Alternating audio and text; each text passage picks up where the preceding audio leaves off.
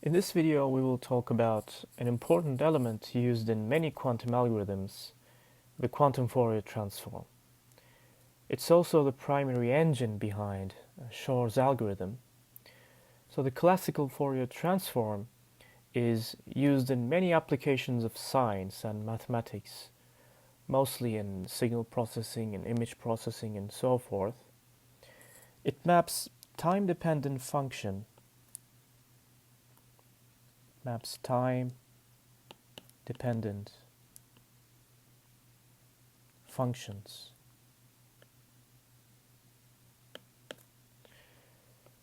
to their frequency domains.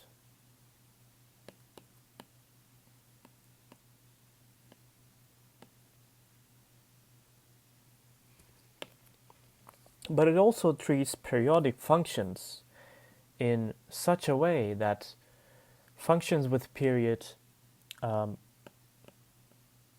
r gets mapped to functions whose frequency amplitude is non-zero only at frequencies which are integer multiples of 1 over r. So the quantum Fourier transform is, in fact, the quantum analog of discrete Fourier transform. It takes an n-dimensional complex vector, okay? So it takes n-dimensional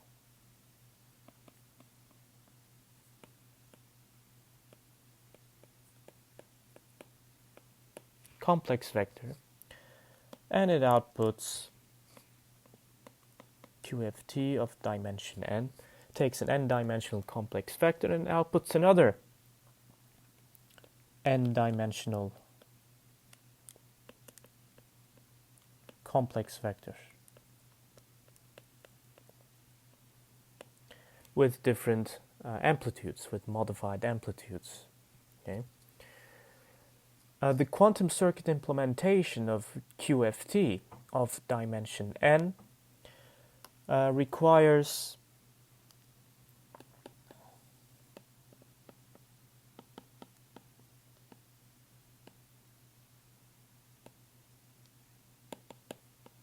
of QFT and requires at most n squared many gates. But in this video, for our purpose, instead of looking at the circuit implementation of QFT, which you may find in the lecture notes, I'm going to explain instead a more accessible and a more intuitive account based on roots of unity. So QFT of dimension n is actually defined on the nth roots of unity, is defined on the nth roots of unity. In fact, it's a rotation gate over the nth roots of unity. So let's talk about that. I'm going to write the explicit definition of QFT of dimension n in terms of matrices.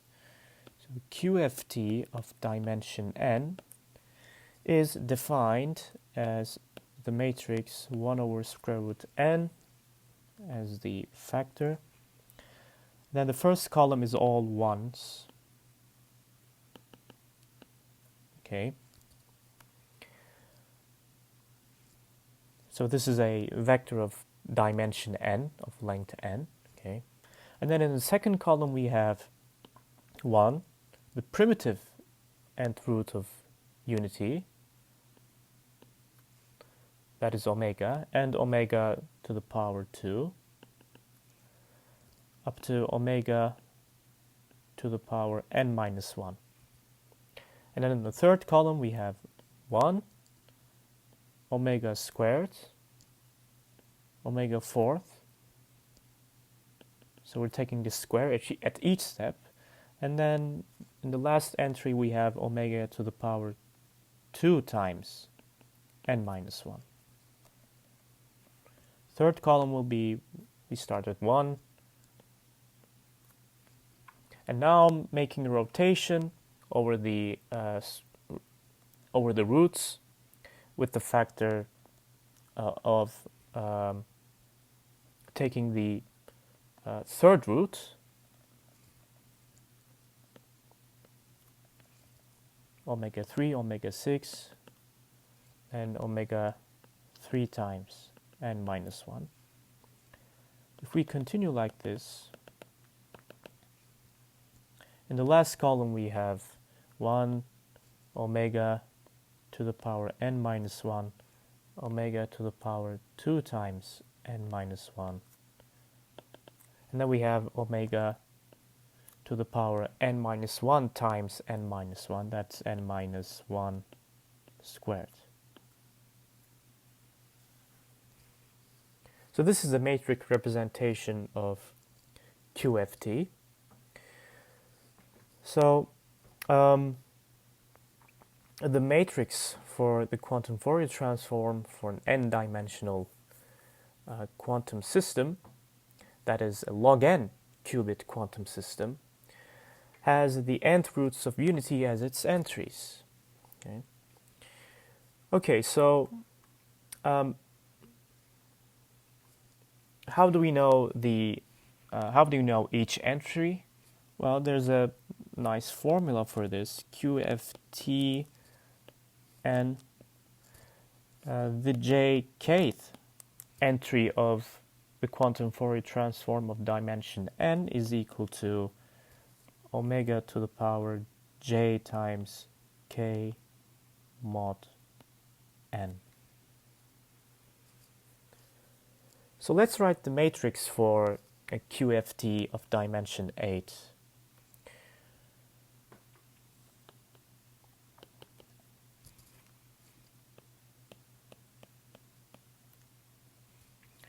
So QFT,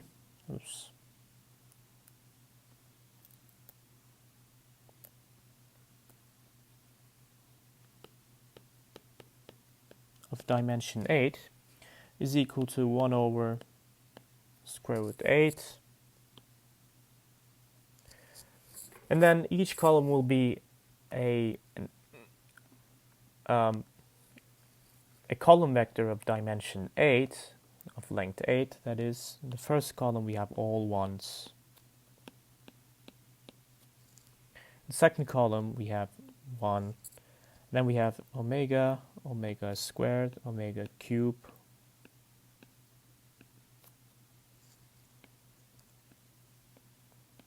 and then omega 7th. And then third column we have 1, we have omega squared, we have omega 4th, omega 6th, and then we have omega to the power 8, which is 1. Then we have omega square again, so we are repeating omega 4th, omega 6th. Fourth column will be 1, omega 3rd, and then we have omega 6th, and then we have omega 9th, which is actually omega, because we're taking mod 8.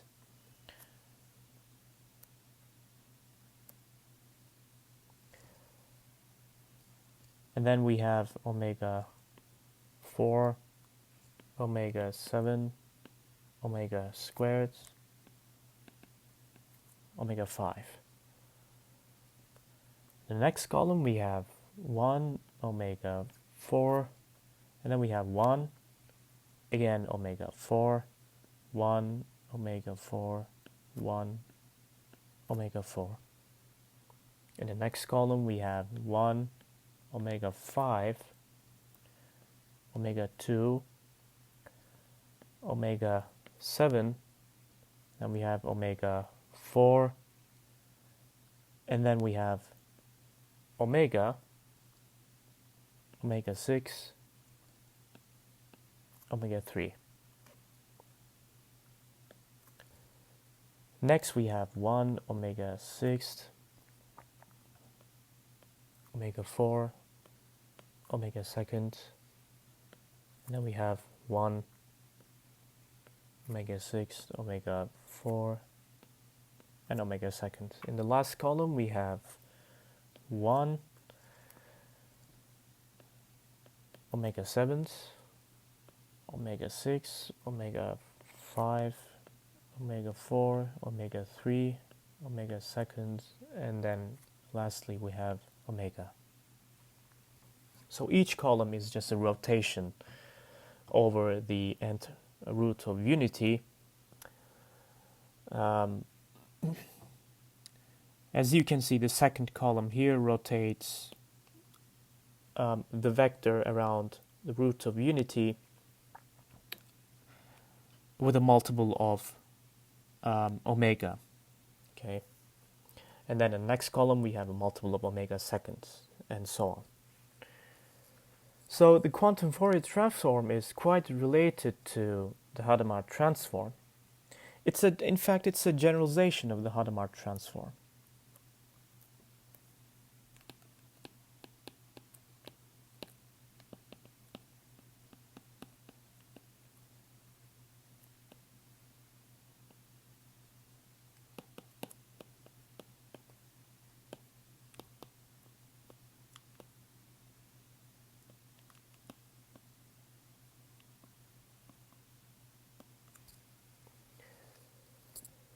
For instance, to see this, try to write QFT2. Okay, and keep in mind that recall that omega, the primitive nth root of unity, the exponential form is equal to e to the power 2 pi I over n. Okay. But let's give another example and try to define QFT4. Okay.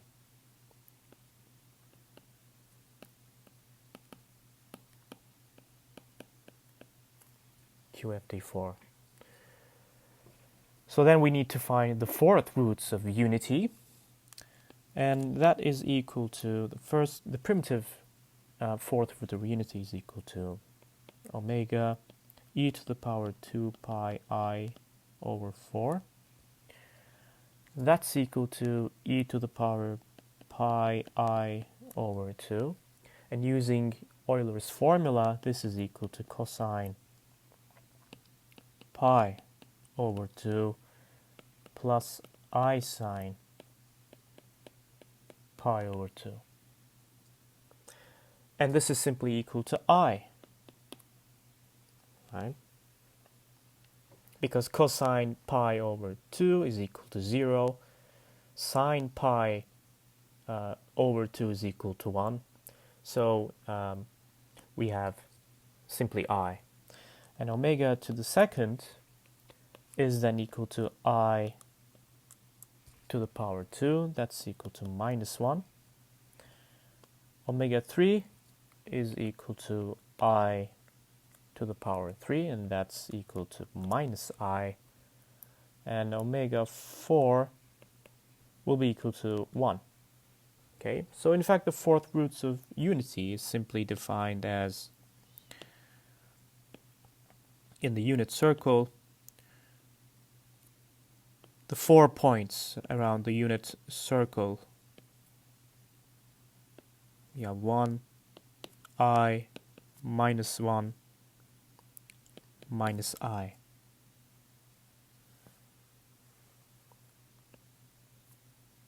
Okay.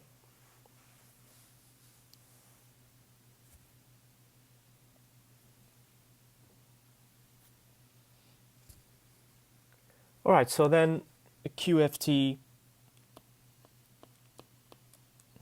4, in the matrix form, it's equal to 1 over square root 4, that's 1 over 2.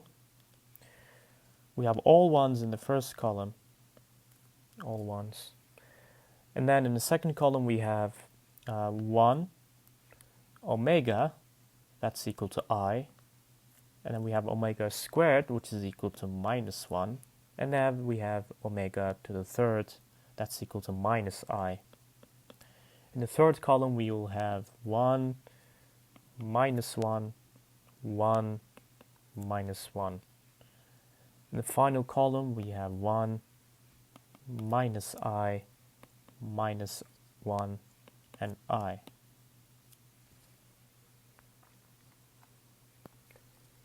Okay, so try to observe how this matrix acts on a given four-dimensional vector. So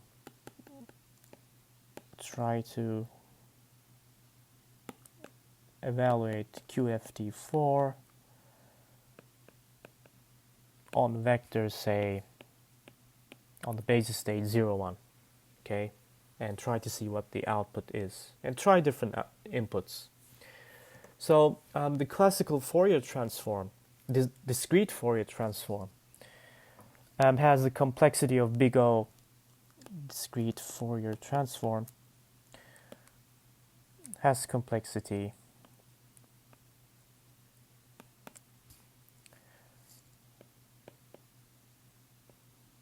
big O n squared.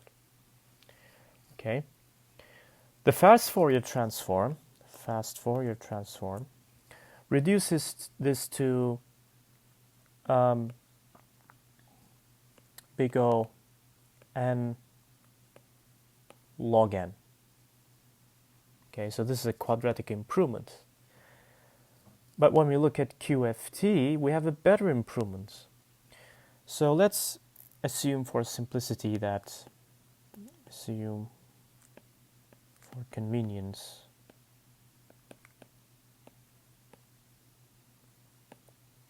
that n is equal to 2 to the power n for some integer, some positive integer n. Okay, so the input to QFT is a general superposition of n qubit states, and an output's another superposition of n qubit states. Okay, and apparently the complexity of the circuit for QFT of dimension n can be made as small as big O n squared. But considering that n is equal to log n, the complexity of QFT n then becomes log squared n. And this is a exponential improvement over the fast Fourier transform.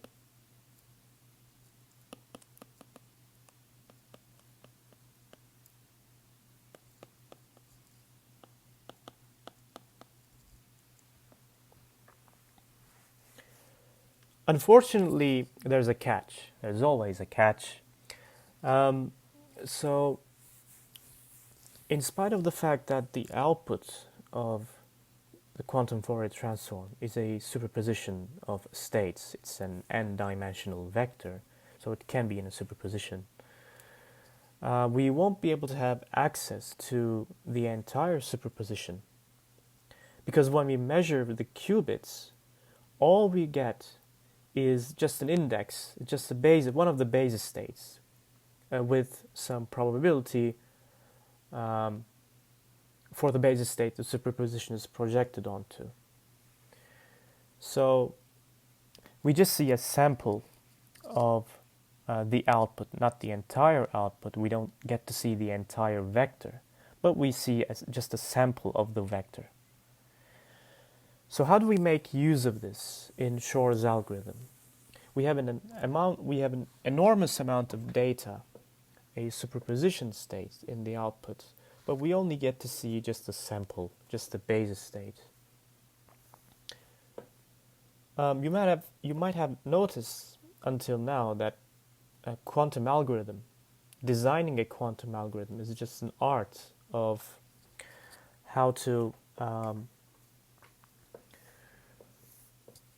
of how to apply these unitary transformations so as to get the desired state with a high probability. All right, so let's summarize the steps of the quantum Fourier transform.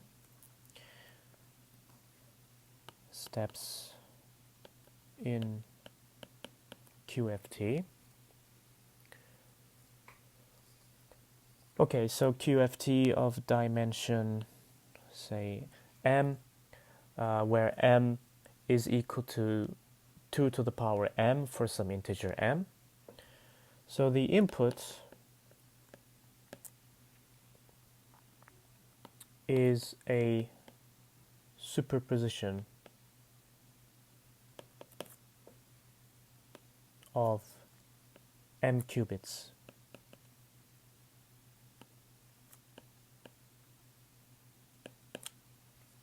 Okay.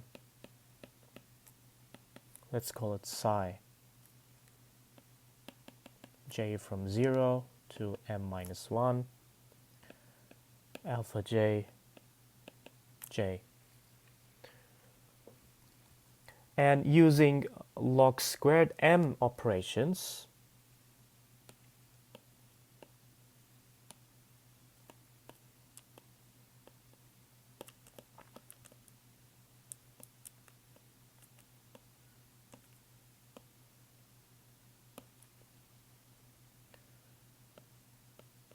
we perform QFT and obtain